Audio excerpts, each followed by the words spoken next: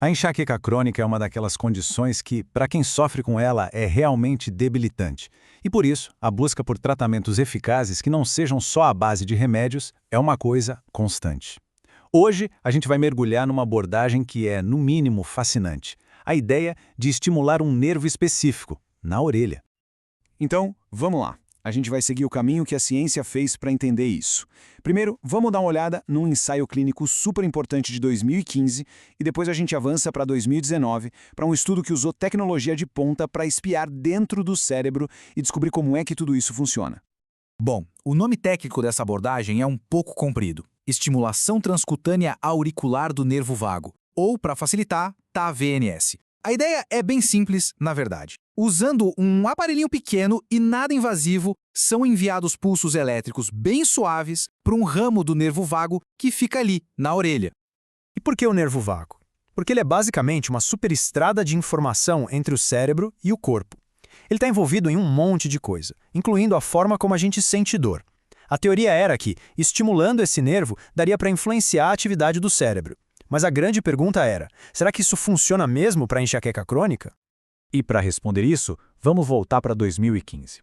Um grupo de pesquisadores fez um ensaio clínico super rigoroso, do tipo randomizado e duplo cego, para ver se o tal do TAVNs conseguia mesmo diminuir a frequência das crises de dor de cabeça. O estudo foi bem inteligente. Eles dividiram os pacientes em dois grupos. Um ia receber uma estimulação de baixa frequência, de 1 Hz, e o outro uma mais alta, de 25 Hz. E o mais importante, nem os pacientes nem os pesquisadores sabiam quem estava em qual grupo. Isso evita qualquer tipo de viés. E depois de 3 meses, os resultados foram, olha, impressionantes. O pessoal que recebeu a estimulação de 1 Hz teve, na média, 7 dias a menos de dor de cabeça por mês. 7 dias é uma diferença enorme na qualidade de vida. E aqui, a comparação deixa tudo ainda mais claro. Dá uma olhada. O grupo de 25 Hz também teve uma melhora, sim, com uma redução de pouco mais de 3 dias. Mas a melhora no grupo de 1 Hz foi mais do que o dobro. Essa é uma diferença que, estatisticamente, é muito relevante. E tem mais.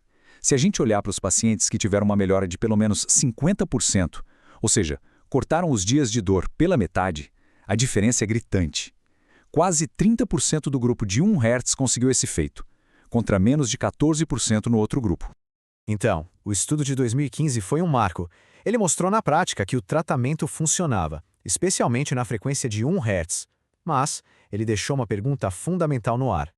Como exatamente um estímulo elétrico aplicado na orelha consegue aliviar uma dor que está acontecendo lá dentro do cérebro? Qual é o mecanismo? Para entender isso, a gente precisava de uma tecnologia que permitisse olhar o cérebro em ação. E aí, a gente avança no tempo para 2019. Foi quando um novo estudo usou uma técnica de imagem super avançada para finalmente ver o que acontecia no cérebro quando ele recebia essa estimulação de 1 Hz.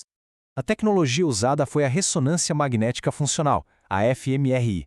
Pensa nela como um mapa do cérebro em tempo real, que mostra exatamente quais áreas estão mais ou menos ativas em um determinado momento. Nesse novo experimento, cada paciente passou por 2 sessões, uma com estimulação de 1 Hz de verdade, no lugar certo da orelha, e outra com estimulação placebo, num lugar da orelha sem conexão com o nervo vago. E foi aí que veio a grande descoberta. A ressonância mostrou que a estimulação real causava uma diminuição de atividade, uma espécie de calmaria, numa área bem específica e importante do tronco cerebral, uma regiãozinha chamada locus coeruleus. E por que isso é tão importante? Porque o locus coeruleus, ou LC, é como se fosse um centro de controle do cérebro para o estresse, e principalmente para a modulação da dor. Achar uma forma de acalmar essa área foi uma pista gigantesca.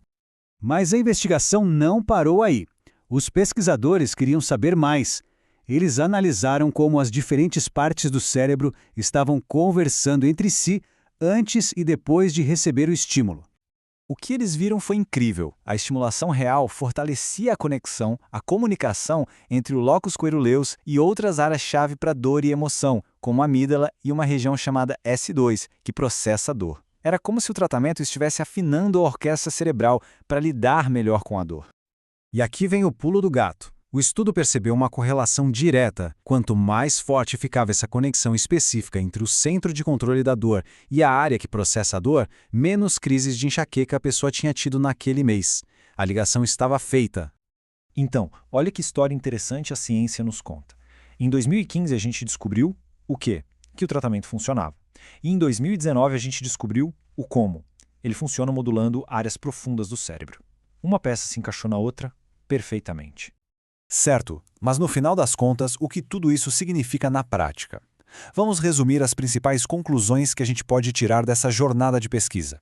Primeiro, o TAVNS se mostra como uma opção promissora, sem remédios, para diminuir a frequência da enxaqueca. Segundo, a gente aprendeu que a frequência de 1 Hz parece ser a mais eficaz. Terceiro, agora a gente sabe que isso provavelmente funciona porque conversa direto com o centro de controle da dor no nosso cérebro. E, super importante, a abordagem se mostrou segura, com efeitos colaterais bem leves. Isso tudo nos deixa com uma reflexão, né? À medida que a gente entende melhor como os circuitos do nosso cérebro funcionam, talvez o futuro do tratamento de condições como a enxaqueca não esteja só em pílulas, mas sim em aprender a programar nossos próprios nervos. Uma ideia e tanto para se pensar. Obrigado por acompanhar essa análise.